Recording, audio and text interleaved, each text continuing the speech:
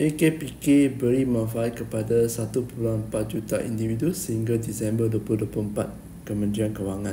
Ini dari majalah Labo juga ya. Agensi Kaunseling dan Pengurusan Kredit AKPK telah beri manfaat hampir 1.4 juta individu melalui khidmat nasihat kewangan secara percuma dan membantu sekitar 495,000 peminjam melalui program pengurusan kredit PPK sehingga Disember 2024. Dah 2025 ni ada juga yang tanya nak join AKPK ni kena bayar kak. Ada juga yang kena tipu daripada scammer, daripada agent yang mengaku mereka sebagai wakil AKPK. Pertama, anda kena faham AKPK ni tiada wakil. Tiada satu agensi pun yang wakil AKPK, tiada satu individu pun yang wakil AKPK. Anda berurusan terus dengan AKPK melalui website mereka. Cari website, pergi ke cawangan, berurusan secara langsung dengan AKPK dan bukan pihak ketiga. Yang kedua, ramai tak tahu ya, perkhidmatan nasihat kewangan AKPK adalah percuma. Percuma, dan program PPK ni, program pengurusan kredit ini adalah satu program yang di mana AKPK akan bantu anda untuk berunding dengan para pemiutang. Okay, bank ke institusi bukan bank ke, yang dalam sikris tu adalah okay. Kalau dalam sikris anda pinjam dengan bank, boleh. Macam loan daripada Along, memang tak boleh lah. Itu tak ada. Okay. Ramai lagi yang saya jumpa dan saya bercakap dengan mereka. Mereka takut untuk sertai AKPK. Mereka kata, oh nanti kalau join AKPK kena blacklist, saya tak boleh ambil loan. Sebenarnya kalau anda join AKPK itu adalah untuk membantu anda bayar balik loan. Okay?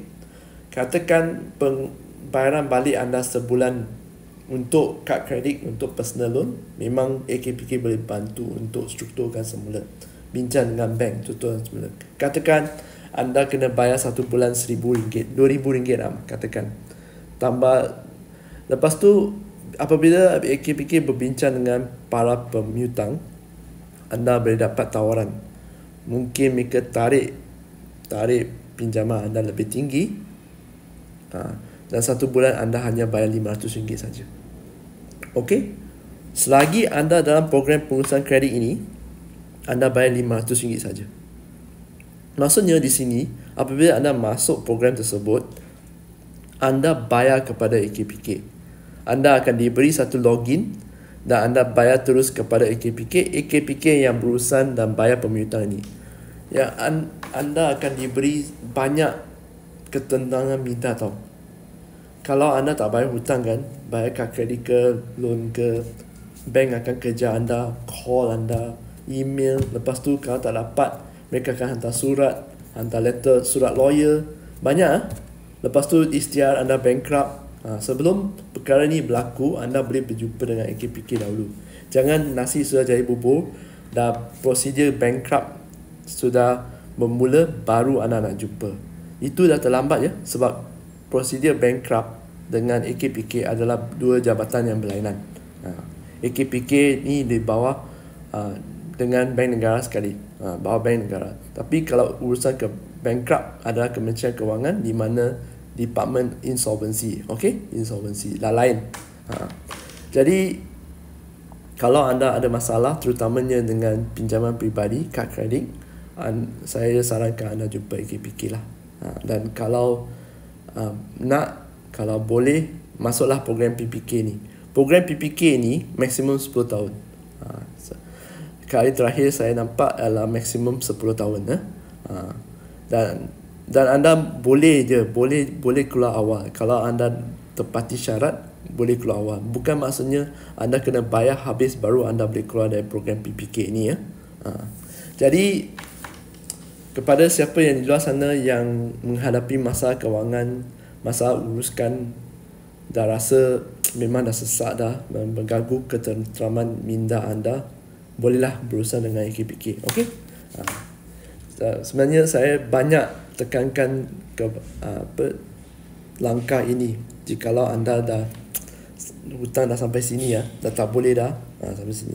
Sebab kalau AKPK ni, kalau pinjaman tak bercagar macam pinjaman kad kredit atau pinjaman personal loan masih okey. Tapi kalau pinjaman rumah atau macam sewa beli macam kereta kan, susah sikit.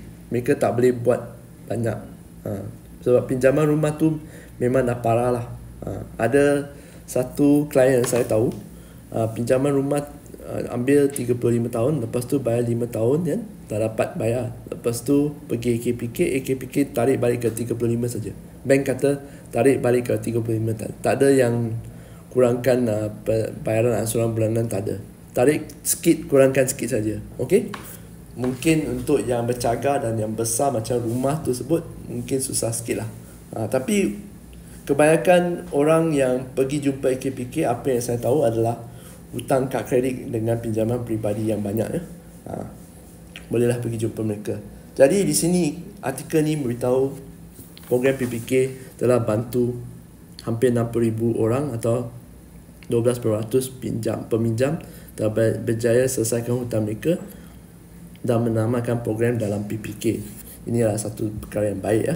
Lebih 26,000 atau 5% peminjam telah tamatkan penyertaan program ini, memandangkan mereka berkemampuan menyelesaikan hutang mereka tanpa bantuan AKPK. Dan hampir 253,000 peminjam atau 51% masih aktif mengikuti program berkenaan.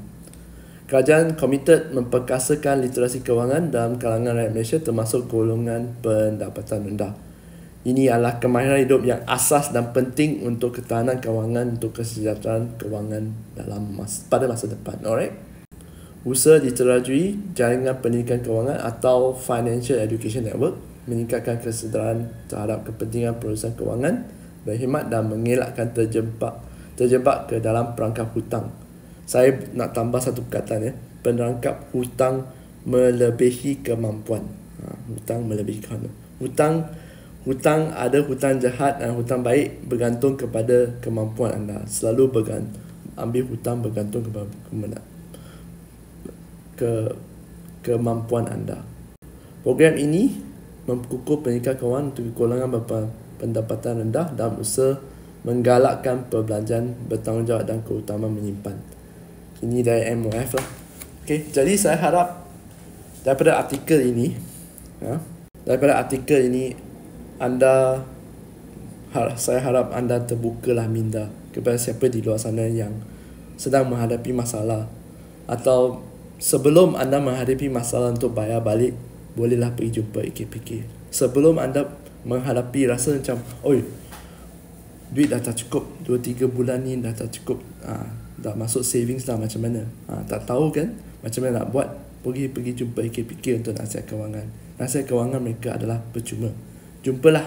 Kalau lebih awal anda jumpa, lebih awal anda boleh tangani masalah tersebut ya. Saya Kenny dari Hikayat Tanah. Kita jumpa lagi di video yang akan datang.